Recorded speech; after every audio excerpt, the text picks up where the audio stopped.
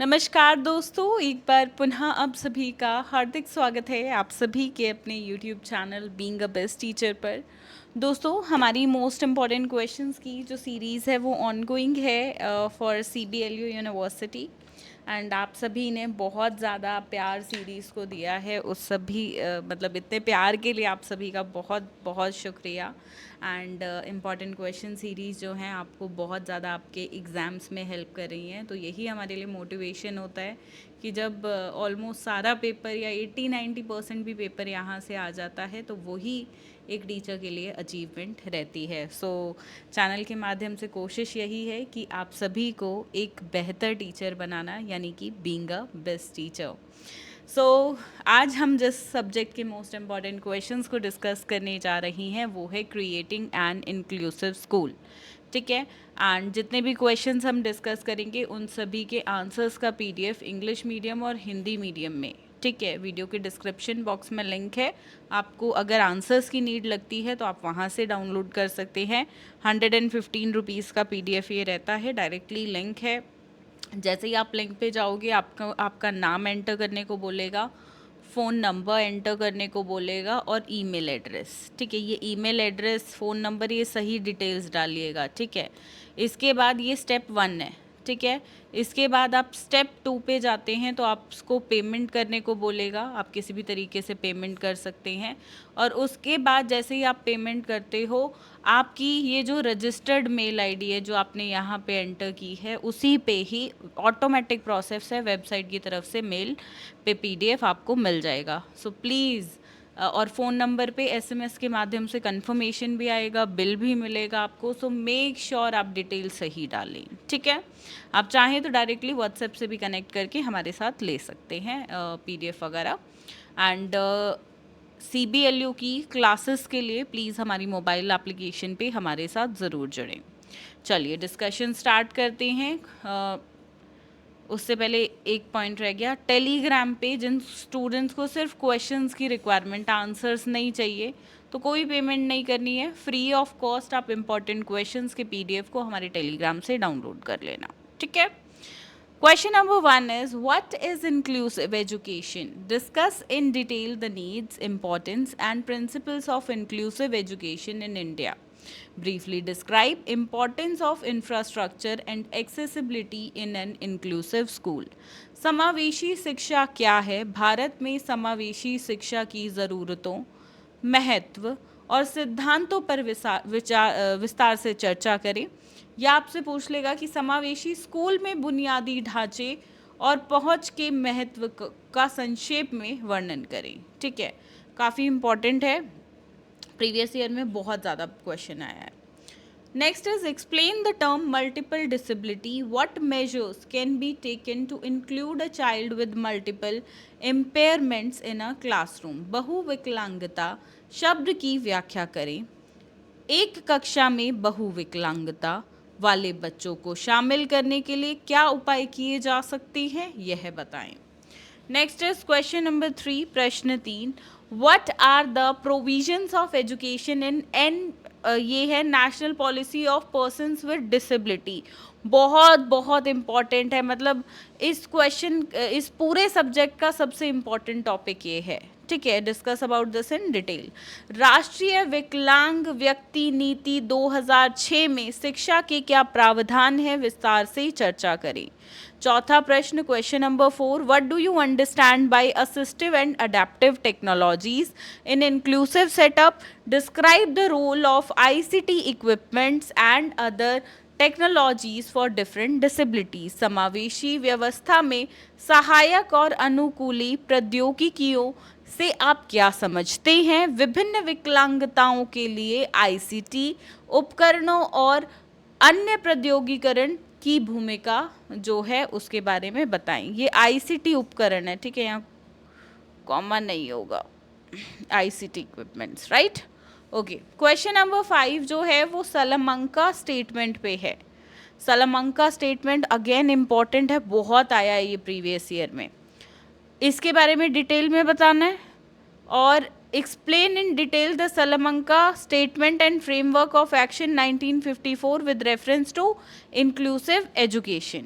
ठीक है, सलमंका वक्तत्व पे प्रश्न आएगा ही आएगा, एक क्वेश्चन अपना फिक्स कर लो, ठीक है।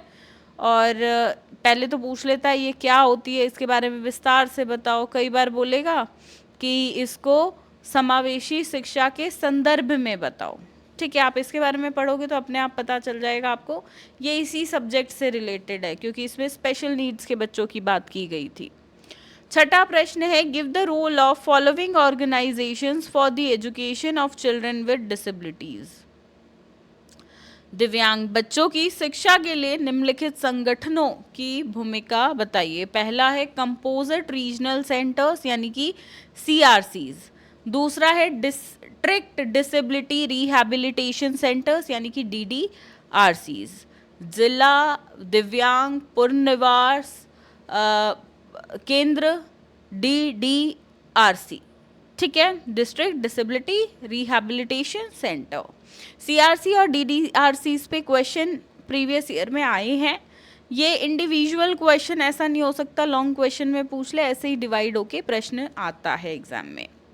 सातवां प्रश्न है, describe the characteristics of an inclusive school, give suggestions to develop positive attitude towards disability. समावेशी स्कूल की विशेषताओं का वर्णन करें, दिव्यांगता के प्रति सकारात्मक दृष्टिकोण विकसित करने के लिए सुझाव दें। क्वेश्चन 8 प्रश्न 8, right a detailed note on person with disability act PWD 1995, discuss it's की कंपोनेंट्स। दिव्यांग व्यक्ति अधिनियम 1995 पर एक विस्तृत टिप्पणी लिखें, इसके प्रमुख घटकों पर भी चर्चा करें। नवा प्रश्न, what do you understand by learning disability, another important. देखो ये भी है इम्पॉर्टेंट ज़्यादा और ये भी है, आते हैं बहुत आए हैं प्रीवियस ईयर्स में। Discuss its causes, identifications and educational provisions. सीखने की अक्षमता से आप क्या समझते हैं, इसके कारणों, पहचान और शैक्षिक प्रावधानों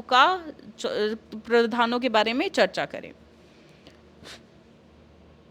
अगला प्रश्न है question number 10, discuss the role of rehabilitation council of India. Again important, बहुत इम्पॉर्टेंट, RCI। देखो B.Ed स्पेशल कोर्स होता है ना, जो स्पेशल बच्चों के लिए है, वो RCI के द्वारा उसके रूल्स रेगुलेशंस और सब कुछ देख रेख की जाती है। ये डिपार्टमेंट है, यही उनके लिए वैकेंसीज वगैरह भी निकालता है, एलिजिबिलिटी डिसाइड करता है। तो ये सब्जेक्ट आपको इसलिए पढ़ाया जा रहा है क्योंकि देखो ऐसा नहीं है स्पेशल एडुकेटर ही उन बच्चों को पढ़ाएगा, आप भी एक जनरल टीचर हो आप, बट आपकी क्लास में भी स्पेशल बच्चे होंगे। आइडेंटिफाई, उनको पहचान आपको ही करनी है प्राथमिक रूप से, प्राइमरी। सो इसलिए आपको एक सब्जेक्ट ये पढ़ाया जा रहा है, ठीक है। और ये भी गाइडलाइंस RCI की तरफ से हैं, ठीक है। B.Ed स्पेशल की रेगुलेटरी बॉडी RCI है, जैसे नॉर्मल B.Ed जो है उसकी NCTE है। इस चीज़ का ध्यान रखिएगा, ये बहुत इम्पॉर्टेंट अपने आप में इसलिए है। विशेष आवश्यकता वाले बच्चों की शिक्षा में भारतीय पुनर्वास परिषद RCI की भूमिका पर चर्चा करें। 11वां प्रश्न, discuss in detail school awareness and readiness programmes for addressing learning difficulties of learners with disability. विकलांग विद्यार्थियों की सीखने की कठिनाइयों को दूर करने के लिए स्कूल जागरूकता और तत्परता कार्यक्रमों पर विस्तार से चर्चा करें। आगे बढ़ेंगे। Question number 12, what do you understand by children with special needs, CWSN? Discuss various strategies that can be applied to teach them according to their special needs. विशेष आवश्यकता वाले बच्चों से आप क्या समझते हैं, उनकी विशेष आवश्यकताओं के अनुसार उनके पढ़ाने के लिए लागू की जा सकने वाली विभिन्न रणनीतियों पर चर्चा करिए। ये प्रीवियस ईयर में कभी आता है कभी नहीं, ठीक है, ऑन ऑफ क्वेश्चन रहता है। अब है write short notes on visual impairment यानी कि दृष्टि हानि, role of NGOs in educating children with disability, विकलांग बच्चों को शिक्षित करने में गैर सरकारी संगठनों की भूमिका। अगला है RTE एक्ट 2009, RTE अधिनियम 2009, होल स्कूल अप्रोच, संपूर्ण विद्यालय दृष्टिकोण। ठीक है, देखो ऐसा नहीं है ये जो 12 प्रश्न है यहाँ से शॉर्ट क्वेश्चंस नहीं आएंगे, लॉन्ग क्वेश्चन में से भी शॉर्ट क्वेश्चन बन सकता है। ठीक है, पर हाँ अगर हमने लॉन्ग क्वेश्चन की तैयारी कर ली है तो शॉर्ट तो अपने आप ही कर पाएंगे, समझ रहे हो। इसलिए आप मैंने यहाँ पे बहुत ज़्यादा शॉर्ट क्वेश्चंस नहीं डाले क्योंकि वो ऊपर के 12 क्वेश्चंस में कवर्ड हो गए हैं। अब ये स्पेसिफिक वो क्वेश्चंस थे जो आते ही एज अ शॉर्ट क्वेश्चन है, ठीक है, तो वो अलग से डाल दिए हैं, ये लॉन्ग में नहीं आते हैं। ठीक है, चलिए बाकी आंसर्स का पीडीएफ ये आपको आपके एग्ज़ाम में सबसे ज़्यादा हेल्प करेगा। अगर आप एग्ज़ाम टाइम पे ही पढ़ पाते हो, पूरा साल अपनी एजुकेशन को नहीं दे पाते हो, ये स्पेसिफिकली उन्हीं स्टूडेंट्स के लिए मतलब डिज़ाइंड है कि जो इनके पास खुद के बनाए हुए पूरे साल के नोट्स नहीं हैं, तो इसका ही चुनाव करें और इससे ही पढ़ें। आपको पता चलेगा कितनी इजीली आप कॉन्सेप्ट समझ पा रहे हैं, कितनी आसानी के साथ समझ पा रहे हैं। और बुक से और नोट्स के पढ़ने में बहुत दिन रात का अंतर है, चीज़ें जल्दी क्लियर होती हैं, आसानी से समझ आती हैं और प्लस टाइम बचता है। तो एक जिन स्टूडेंट्स ने अभी तक नोट से पढ़ना शुरू नहीं किया ना, ये सोच रहे हैं कि लूँ ना लूँ, एक सब्जेक्ट के लिए करके देखो, आप बाकी सारे सब्जेक्ट्स के लिए खुद ब खुद लोगे, ये इस चीज़ की गारंटी मेरी है। मेरे कहने पे सिर्फ एक सब्जेक्ट के ले लो, बाकियों के लिए मुझे आपको बोलना ही नहीं पड़ेगा क्योंकि आपको खुद अंतर समझ आएगा कि नोट्स में और पीडीएफ में लाइक नोट्स पीडीएफ में और बुक्स में कितना डिफरेंस होता है। ठीक है, अगर कोई क्वेरी है, आप सैम्पल वगैरह देखना चाहते हैं किस तरह के नोट्स हैं, तो उसके लिए आप हमें व्हाट्सएप के माध्यम पे संपर्क कर सकते हैं। ठीक है, बाकी अब नेक्स्ट क्लास में हम बाकी सब्जेक्ट्स जो हैं टर्न बाय टर्न उसके इम्पॉर्टेंट क्वेश्चंस को डिस्कस करेंगे। सो मेक श्योर आपने चैनल को सब्सक्राइब कर लिया हो, बेल आइकन पे ऑल पे हिट कर लिया हो और साथ में हमारे साथ टेलीग्राम पे जुड़ना बिल्कुल मत भूलिएगा। इस क्लास के लिए इतना ही, मिलते हैं अगली क्लास में। धन्यवाद, जय हिंद।